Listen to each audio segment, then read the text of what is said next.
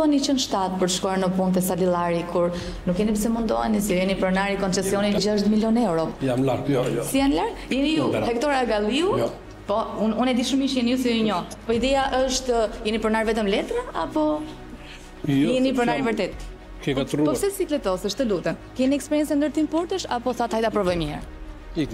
Ky zotri quhet Hektor Agalliu dhe është një pensionist i cili pavarësisht moshës mbahet fizikisht mirë dhe vazhdon aktivitetin si punëtor në kompaninë Salillari. Por një lloj si në filmin Limitless, ky 68 vjeçar që ditën bën një punë dhjetë të thjesht në darkë, pasi merr pilulet magjike, zhndërrohet në një biznesmen të suksesshëm, të cilit i besohet as më pak dhe as më shumë se koncesionin për ndërtimin e portit tregtar të Vlorës, të cilin ju a tregua me detaje një javë më parë. Por pilulet magjike të inteligjencës absolute nuk e ka vetëm zoti Hektor, por edhe një person tjetër i familjes, Angel Agalliu, djali i tij, i cili duket se trashëgon të njëjtën dhunti si babai, duke e shfrytzuar për projekte, leje dhe investime me 10 milion euro. Si në rastin që do ju tregojmë. Në shkurt të vitit 2024, ky 40 vjeçar themeloi kompaninë Albanian Solar Power. Objekti i veprimtarisë ka të bëjë me një sër aktivitetesh që nga prodhimi, shpërndarja dhe shitja e energjisë e deri te ofrimi i shërbimeve imobiliare e shitblerja e pronave të patundshme. Kapitali fillestar ishte 1 milion lek. Aq sa një fshes me korrent. Shumë që nuk e stepi as pak Ministrinë e Energjetikës ta shpallte Albanian Solar Power përfituese të një leje gjigante prej 82 megavatësh. Një projekt që kërkon të paktën 80 milion euro investim.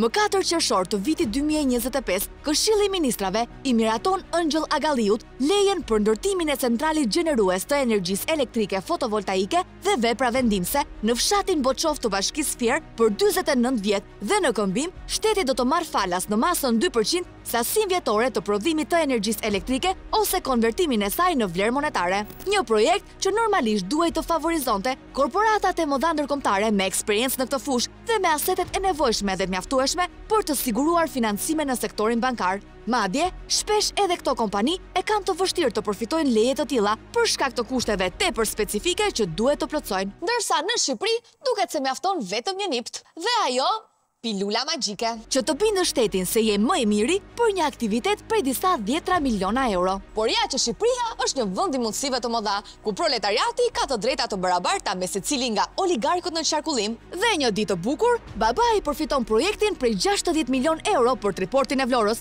dhe djali kap një 8 vjeçe me fotovoltaik. 80 milion euro, të kuptohemi. Si kur këto punë kaq fitimprurse, të ishin vërtet të kësaj familje të thjesht nga Tërpani, sepse në fakt të gjitha rrugët na çojnë te dikush tjetër që luan fiet në distancë. Si babai, Hektori, ashtu edhe djali, Angeli, janë punonjës të firmës Salillari, të dy zgjohen çdo ditë në mëngjes. Në orën 7 dalin njëri pas tjetrit nga pallati i ndërtuar nga Salillari dhe nisen për në punë, duke udhëtuar me të njëjtën makinë të firmës Salillari. Ktu duhet sqaruar edhe një herë se pavarësisht lidhjeve të ngushta familjare me oligarkun, të dy ata mbulojnë pozicione modeste pune. Si e ka lut? Po në këtu Hektor Agalliu në e njitni? Po, ka është kanafë. Qa përnaj të nuk? A i bota faturët e nafës që në makinës. Shumë një vetë është drejtori. Pra, për ta përmbledhur, nga një familje e zakonshme punëtorësh të thjesht, në vetëm pak vite, babe bir janë në qendër të 2 mega projekteve që çdo kompani e madhe dhe me eksperiencë do t'i ëndërronte. Se si, sepse, se çfarë, këtë nuk mund ta themi dot. Ajo që është e sigurt ka të bëjë me faktin se tashmë toka në Boçov të Fierit është në duart e Agalliut, i cili ka lejen dhe është gati të nisë projektin më të rëndësishëm të jetës, për të cilin, me sa duket, ka kompletuar edhe zyrat e kompanisë, që janë të afishuara në qendrën kombëtare të biznesit bashkë me numrin e telefonit. Le të provojmë të kontaktojmë pak me zyrën.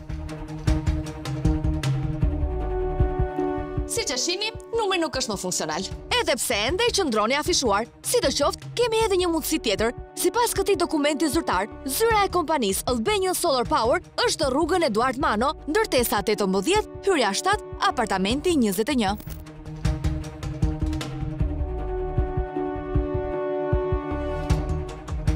Atëherë rrugica për të shtëpia e Agallinëve është kjo. Kjo i vjeç është një rrugicë më lartë. Atëherë ndalojmë këtu dhe le të kërkojmë zyrat e kësaj kompanie prestigjioze. Keni pasur të zyrën Albanian Solar Power? Jo, nuk e di. Dëgjuar, nuk e kam dëgjuar. Okej. Nuk e dëgjuar asnjë herë këtë kompani. Nuk e di, jo. Nuk e di që është këtu. A në bëjt në të jo, dyrat e salillarit. Këtë, as që e dyshonim. Ashtu bëjt në të falë? Jo, nuk është.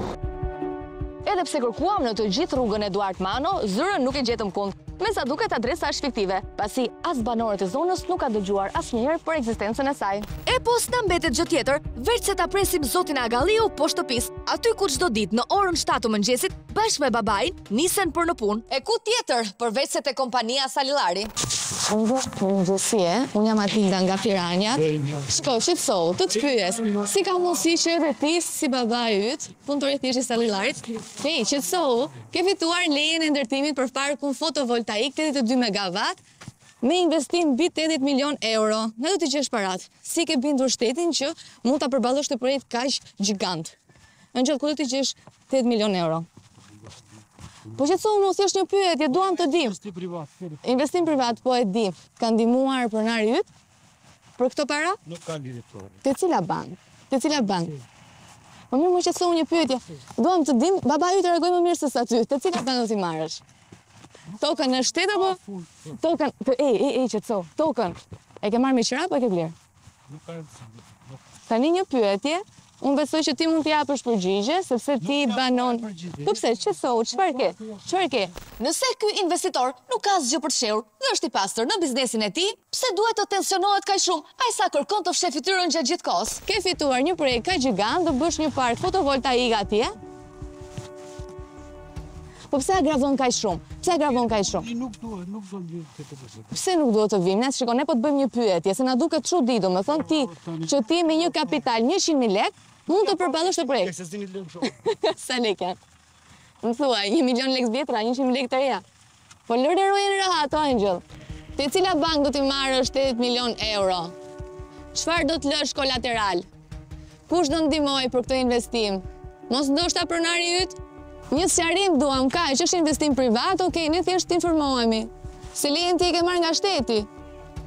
Pse nuk erdhi makina t'ju marr sot? Ka ndodhur ndonjë problem? Çfarë pozicioni ban ti te kompania Salillari, Angel? Si ke mundur ta bindësh shtetin që mund ta përballosh këtë projekt kaq gjigant? Apo nuk e ke bindur ti realisht? Dhe pyetja e fundit, Angel.